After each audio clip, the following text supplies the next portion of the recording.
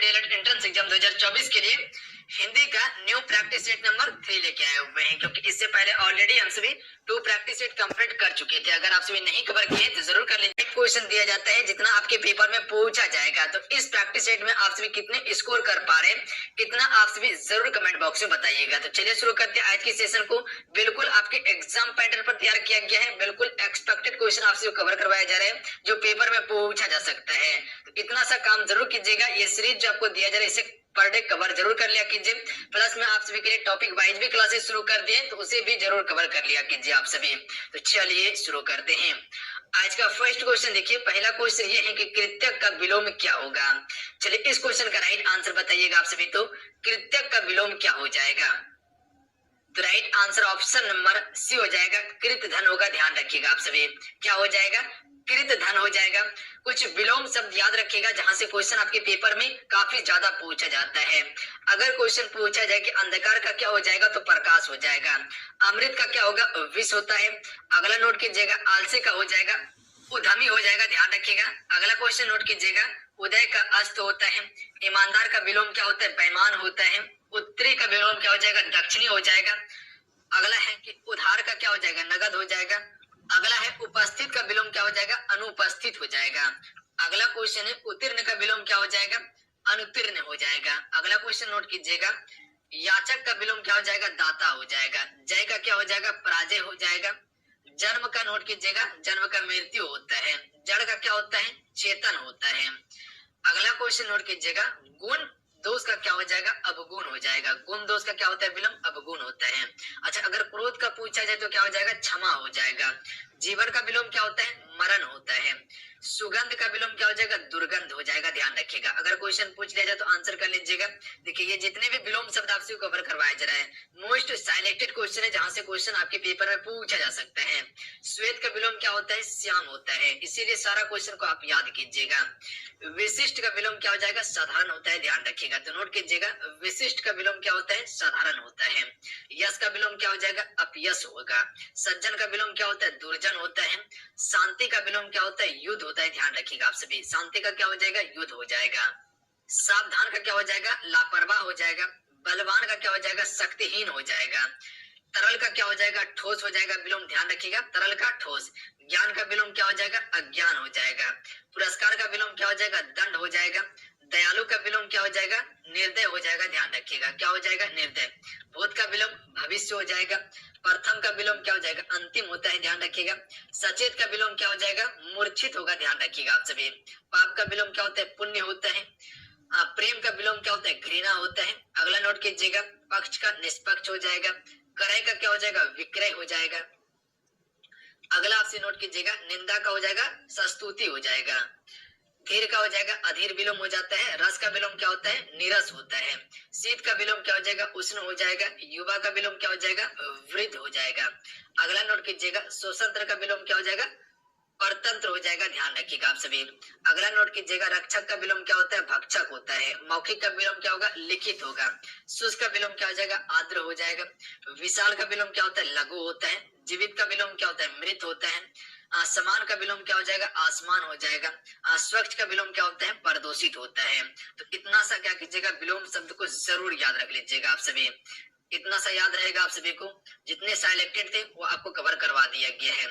अगला क्वेश्चन का आंसर करना है आप सभी को। क्वेश्चन है कि इनमें से किस वाक्य में द्विकर्मक क्रिया का उपयोग हुआ है, जिसमें दो कर्म आपको देखने के लिए मिल जाए। राइट आंसर ऑप्शन में भी हो जाएगा, सीता ने राधा को पुस्तक दी। ध्यान रखिएगा आप सभी, इसमें दो कर्म हुआ है। एक तो राधा यहाँ पर है, सीता ने किसको दिया? राधा को दिया। और क्या दिया? पुस्तक दिया है। ध्यान रखिएगा। तो यहाँ पर दो कर्म हुआ है। ऑप्शन में भी करेक्ट आंसर हो जाएगा। जैसे कि एग्जाम्पल में आप सभी याद रख सकते हैं। क्या याद रखना है आप सभी को?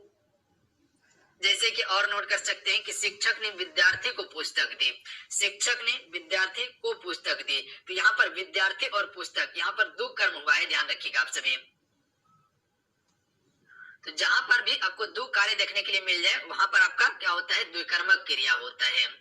अगला क्वेश्चन देख लीजिएगा। अगला क्वेश्चन है, स्त्रीलिंग शब्द का चुनिए, यानी कि स्त्रीलिंग शब्द इसमें चुनना है। एक दिया हुआ है अभिनेता का अभिनेत्री होता है, अभिनेता का स्त्रीलिंग क्या होता है, अभिनेत्री होता है। तो आयुष्मान का स्त्रीलिंग क्या हो जाएगा? जैसे कि आप सभी को साकर्मक और आकर्मक क्रिया के बारे में बताए हुए थे कि कौन साकर्मक है कौन आकर्मक क्रिया है। हालांकि वो टॉपिक भी आपका आएगा जहां आपको कवर करवा देंगे हम, ताकि आपका प्रश्न मिस ना हो। तो आयुष्मान का स्त्रीलिंग शब्द क्या हो जाएगा? आयुष्मती होगा, ध्यान रखिएगा आप सभी। तो क्या कर सकते हैं हम सभी? ऑप्शन बी करेक्ट आंसर हो जाएगा, आयुष्मान का आयुष्मती हो जाएगा। अगला क्वेश्चन देख लीजिएगा, लड़की खाना खा रही है वाक्य में कौन सा वचन है? यानी कि लड़की जो है इसमें कौन सा वचन आपको देखने के लिए मिल रहा है? लड़की का बहुवचन क्या होता है? लड़कियां होता है, ध्यान रखिएगा। लड़की का बहुवचन क्या होता है जी? लड़कियां होता है। अगर क्वेश्चन पूछा जाए तो आंसर कर लीजिएगा आप सभी, लड़कियां होता है। इसमें एक वचन है, ध्यान रखिएगा। लड़की खाना खा रही है, इसमें एक ही वचन हुआ है। अगर यही कहता कि लड़कियां खाना खा रही है तो यहाँ पर बहुवचन आपका लग जाता। अगला है उत्तम का विलोम क्या हो जाएगा? चलिए क्वेश्चन 5 के लिए राइट आंसर बताइएगा आप सभी। देखिए फ्रेंड, जितने भी मेरे साथ जुड़े हुए हैं सेशन को आप सभी लाइक जरूर कीजिएगा, क्लासेस को लाइक जरूर कीजिएगा।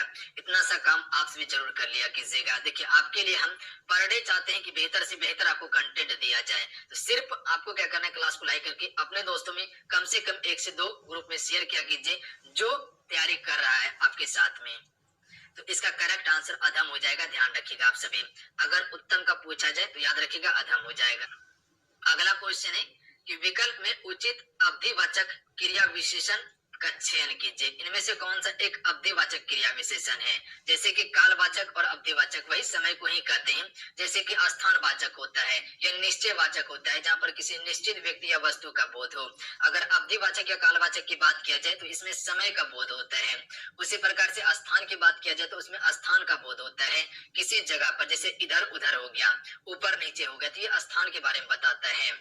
जैसे वह हो गया और कोई हो गया तो ये अनिश्चयवाचक में आ जाएगा आपका।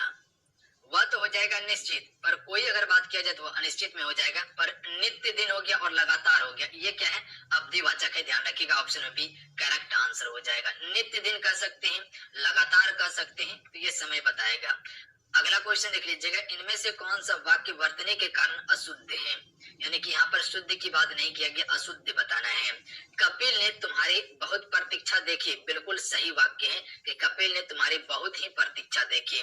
कुकर्मों के कारण उसके तन पर कालिक कूद गई, ये भी सत्य है, कालिक कूद गई है। महात्मा के सदुपदेश में जीवन का सार मिलता है। महात्मा के सदुपदेश से जीवन में सार मिलता है, ध्यान रखिएगा। तो ये दोनों तो गलत हो जाएगा, यानी कि यही आपका क्या है? गलत है, ध्यान रखिएगा, अशुद्ध वाक्य है। महात्मा के सदुपदेश से जीवन में सार मिलता है, ध्यान रखिएगा आप सभी। तो इसका सी जो है कि वो क्या है आपका? बिल्कुल अशुद्ध है। अगला है, इनमें से किस वाक्य में खल के सही पर्यायवाची शब्द का प्रयोग हुआ है? यहाँ पर खल का पर्यायवाची बताना है कि खल का पर्यायवाची क्या होगा। तो खल का जो हो जाएगा वो नयन अत्यंत दृष्ट हो जाएगा। ऑप्शन में ए बिल्कुल करेक्ट आंसर होगा, ध्यान रखिएगा आप सभी। अगला क्वेश्चन देख लीजिएगा। क्वेश्चन है कि तल्लीन शब्द में उपसर्ग लगा हुआ है, तो इसमें पूरा ता और आधा ता लगा हुआ है, यही इसका उपसर्ग है, ध्यान रखिएगा आप सभी। उपसर्ग क्या होता है? किसी भी शब्द के आगे में लगता है, तो ऑप्शन में सी इसका करेक्ट आंसर होगा। और पार्थेय क्या होता है? किसी भी शब्द के पीछे में लगता है और उसका स्वरूप को बदल देता है। अगला है, उचित तत्सम शब्द का चयन कीजिए, निम्नलिखित वाक्य को पूर्ण करेगा। यानी कि तत्सम शब्द यहाँ पर बताना है कि पति के पिता को डैश कहते हैं। जो पति का पिता होता है उसे हमसे क्या कहते हैं? ससुर कहते हैं ना। बिल्कुल ऑप्शन भी करेक्ट आंसर हो जाएगा, उसे ससुर कहा जाता है जो पति का पिता होता है। तो तत्सम शब्द जो हो जाएगा ससुर हो जाएगा। ससुर देखिएगा तो यहाँ पर भी लिखा हुआ है, तो ये तत्सम वाला नहीं है, ध्यान रखिएगा। तत्सम आपका यही होगा, ध्यान रखिएगा, जिसमें कि आधा स का प्रयोग हुआ है और वा का प्रयोग हुआ है। याद रखिएगा आप सभी, इसका भी करेक्ट आंसर हो जाएगा। ससुर तो वह तद्भव हो जाएगा। अगला है, नीरस का विलोम शब्द है, वो सब सूर लिखा हुआ है। नीरस का विलोम शब्द क्या होगा?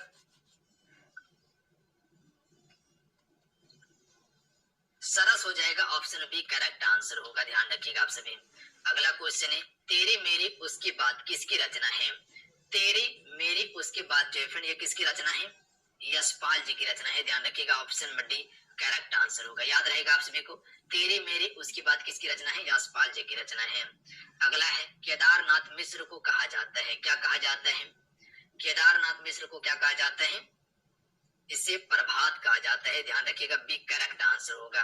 नोट कीजिएगा आप सभी, केदारनाथ मिश्र को क्या कहते हैं? प्रभात कहते हैं। अगला है रविन्द्रनाथ ठाकुर को किस पुस्तक के लिए नोबेल पुरस्कार दिया गया था?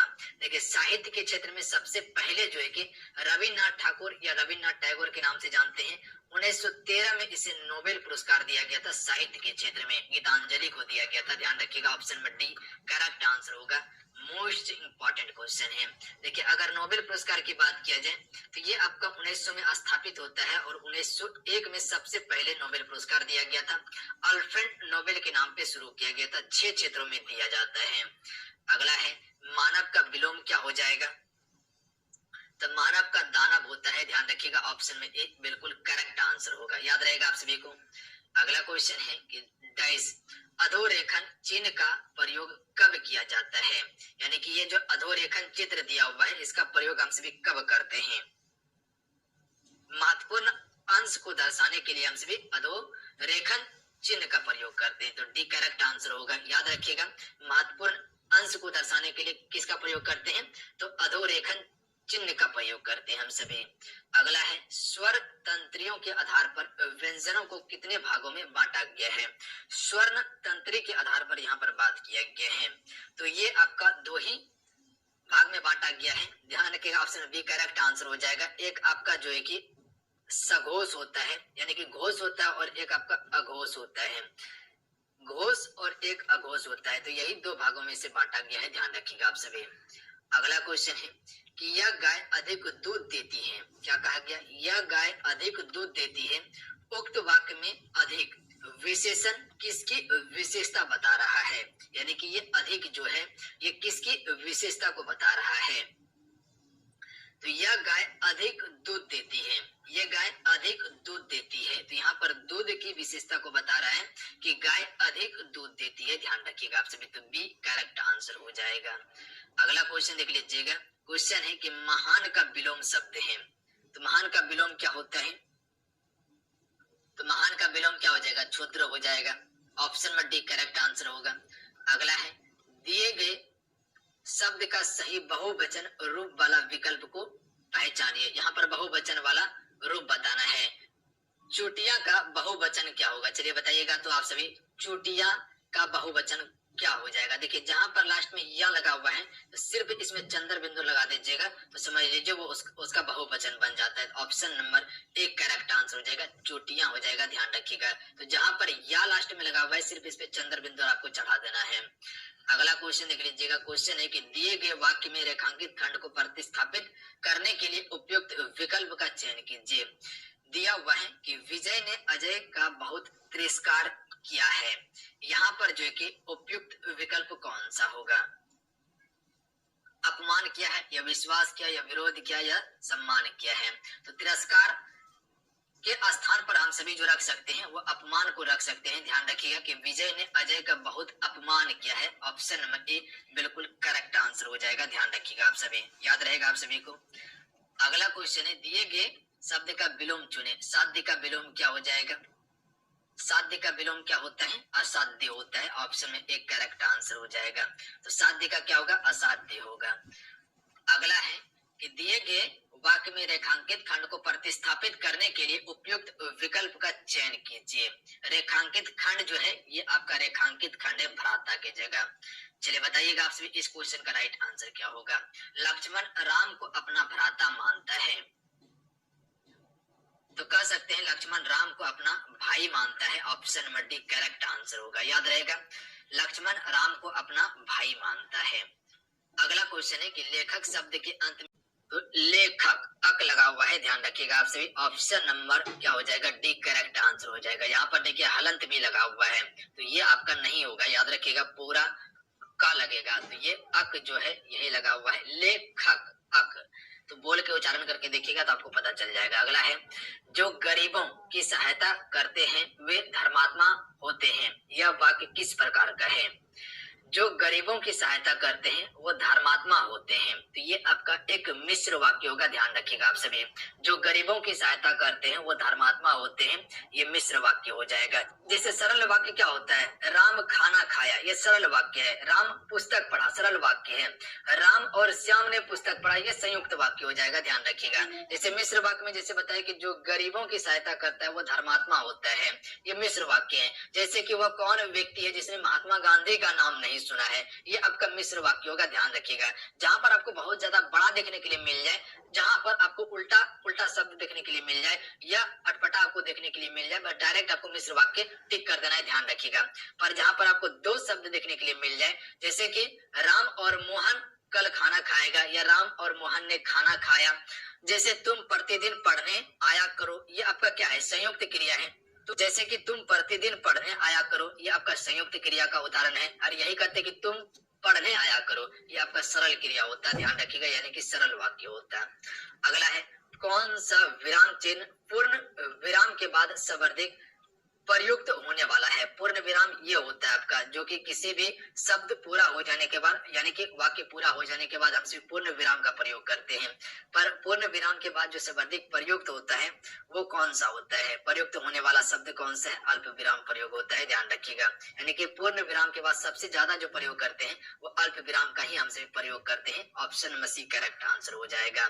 तो चलिए अब लास्ट क्वेश्चन आपके लिए, जिसका क्वेश्चन का आंसर आपको नीचे कमेंट बॉक्स में बताना है। बताइएगा इस क्वेश्चन का राइट आंसर क्या होगा।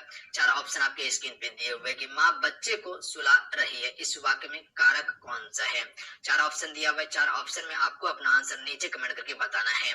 तो चलिए आज कितना है, आज की क्लास में 25 क्वेश्चन कवर किए हैं जो कि बिल्कुल आपके लेटेस्ट पैटर्न पर है।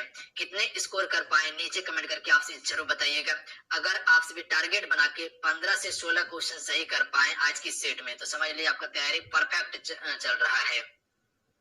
तो आपसे स्कोर जरूर बताइएगा और ये प्रैक्टिस सेट को पर डे कंप्लीट जरूर सॉल्व कर लिया कीजिए, काफी आपको मदद करने वाला है। एक्सपेक्टेड क्वेश्चन आपसे को कवर करवाया जा रहा है जो पेपर में पूछा जा सकता है, तो इतना सा काम पर डे जरूर कर लिया कीजिए आप सभी।